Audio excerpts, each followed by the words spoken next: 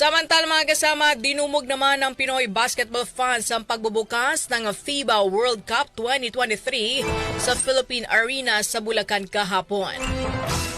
Bagamat hindi na puno ang 55,000 na seating capacity ng arena, nakapagtala pa rin ang bansa ng panibagong record sa FIBA World Cup attendance.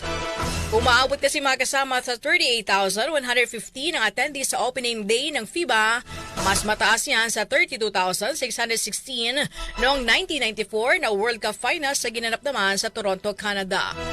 Present po sa opening day ang mga miyembro ng kupunan na kumakatawan sa Pilipinas sa 1987 FIBA World Cup Championship.